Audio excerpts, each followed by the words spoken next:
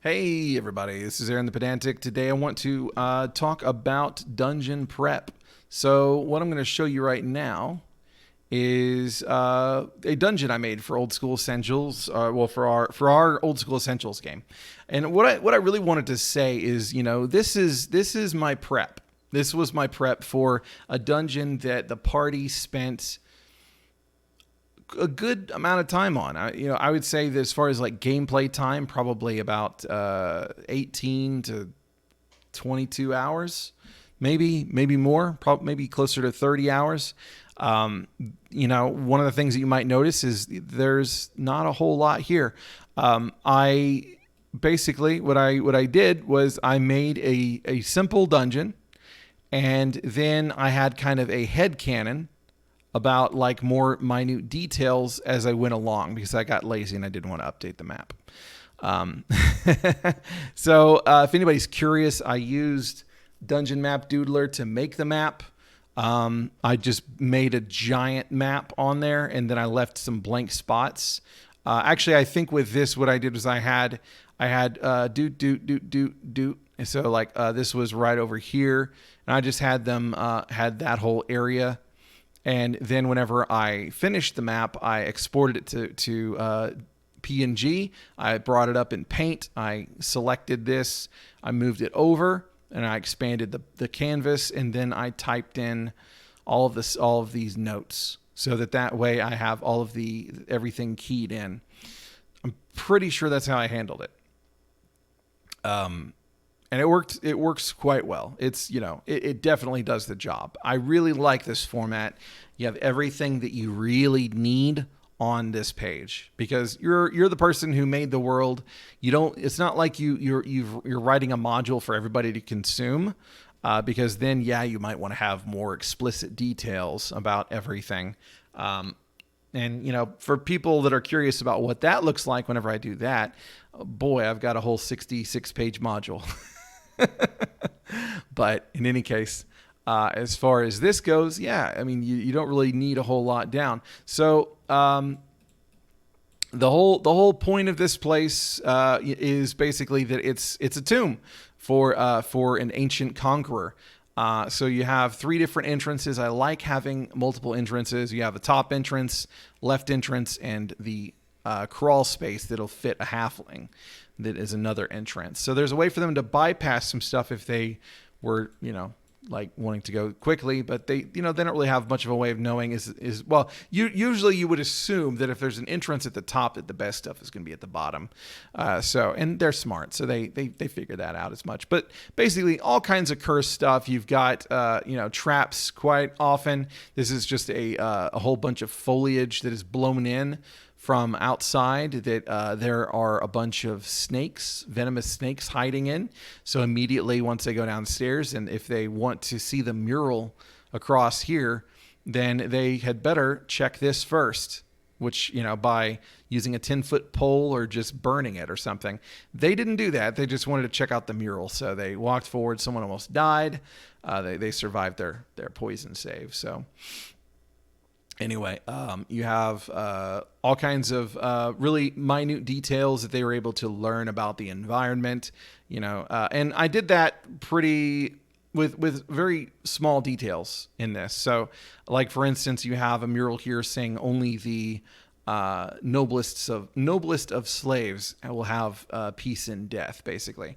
So they're the only one who's hidden behind a secret door. The rest of them get to deal with people breaking in and trying to steal, from their coffins, which they did, of course.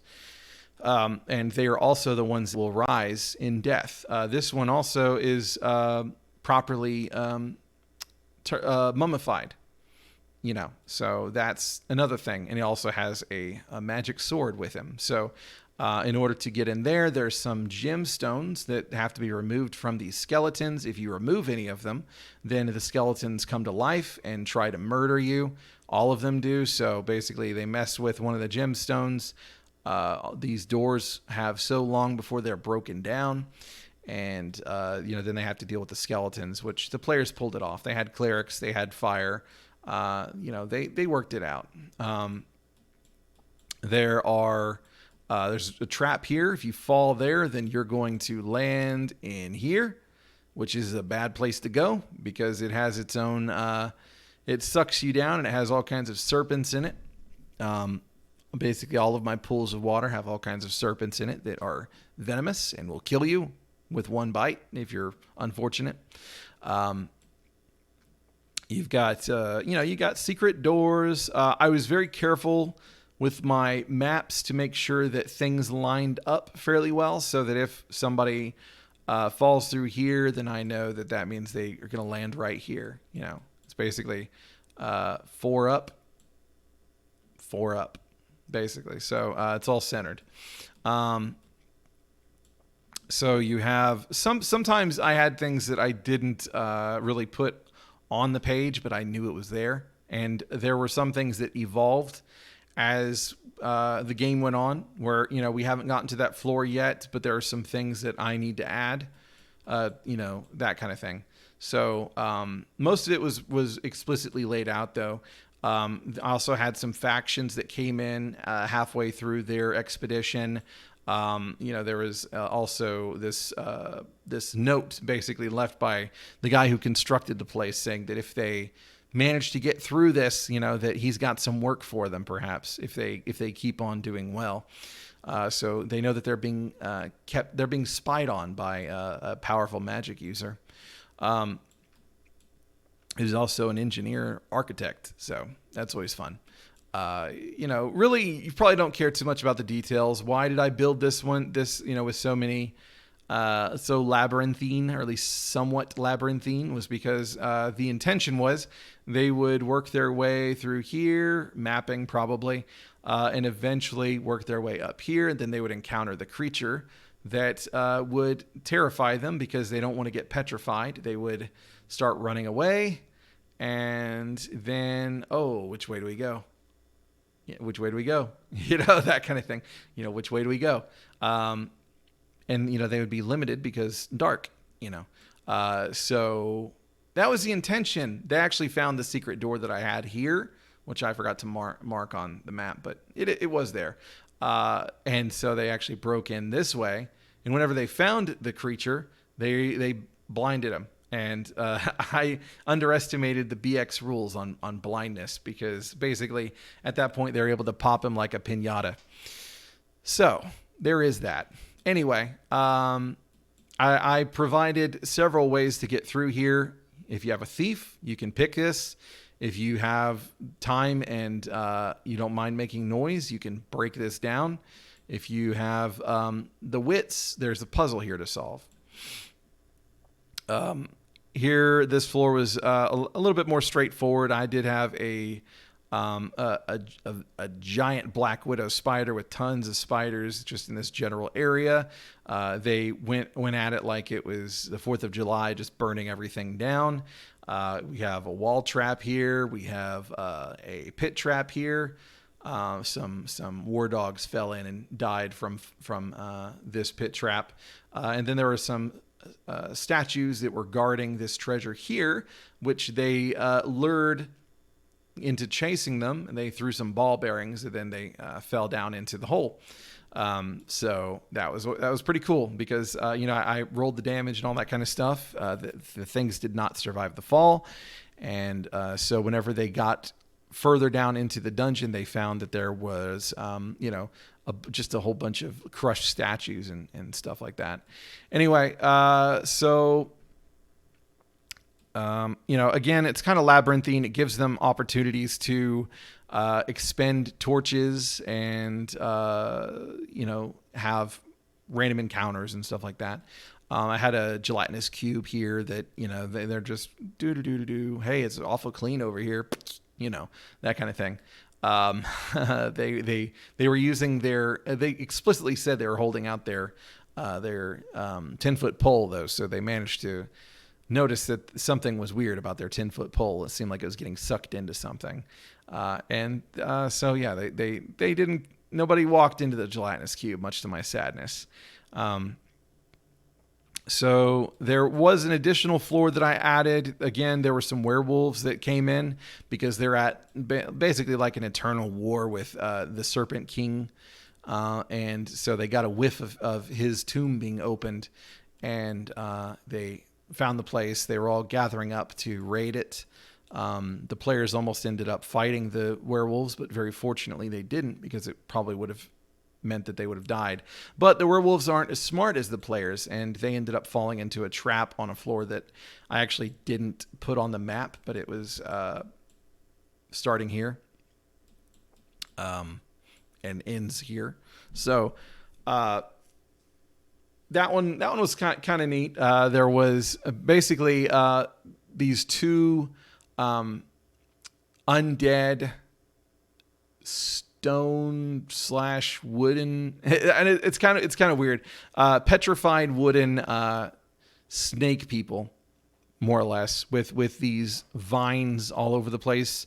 They have the ability to turn themselves hard and soft at will, and they're just sitting there waiting for people, because they are there to execute people that come in. They're high priests of the deity that the Serpent King had them serve, and basically they sit on pressure plates, and if one of them does, and if they stand up from the pressure plate, then the door, a very very heavy door, closes, it trapping them in, and from that point there's some pretty quick death involved. The players were very smart, though. So most of the werewolves died out. The surviving werewolf went over to them to ask for help. He ended up getting killed by a specter, if I remember correctly. And eventually the players were like, this place, we need higher level clerics because this is too much. There's a lot of undead here. And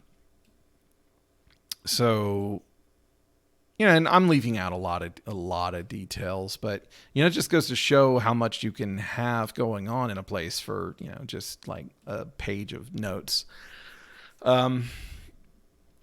So you have your final resting place for the big bad here. You have his family entombed here. You have a lot of treasure. There's an additional guardian that I put in here. There's a bronze golem that basically drops whenever people get within a certain distance. There's a pit of snakes, pit vipers specifically, that the group will fall, that they can fall from. Where was that? Not there. Oh, here.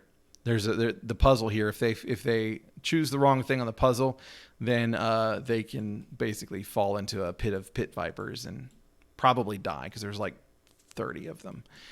Fortunately, they solved it correctly. Anyway, one neat thing about this actually it's a whirlpool. It's filled with snakes. It had a giant snake to begin with, whose fang is used to open this door. But it also has a portal to the plane of water. So every time they would enter this room, there would be something new in there. First, it was the giant rock python. Then it was a hydra. Then it was a giant squid, I think it was, or a giant octopus. Just all kinds of stuff. And then eventually they started exploring this way. This one sucks you in big time, and it has treasure in the bottom. So it looks nice, but it will drown you. Somebody actually almost drowned there, but they managed to get out. Somebody almost drowned here too. And several people almost died to the giant snake, but they pulled it off without any deaths. Surprisingly, it was very, very, very close.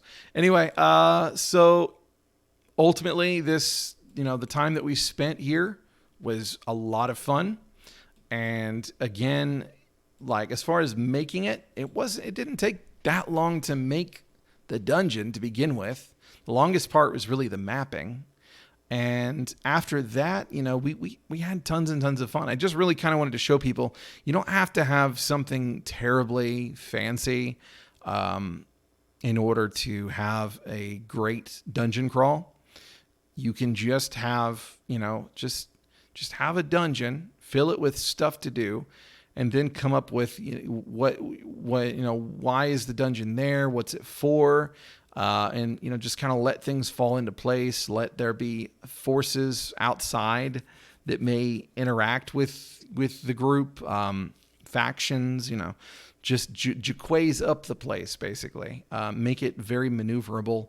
Have lots of different paths that they can take. It looks like there's really only one path here, but there's actually quite a few because of all the different pits that can break down, the different is which you can always use rope to get down to the next area. So yeah, I mean, I guess that's all I really wanted to do. I don't want to take too long on this, but it was a lot of fun, and maybe I'll show y'all another one I did. Take it easy.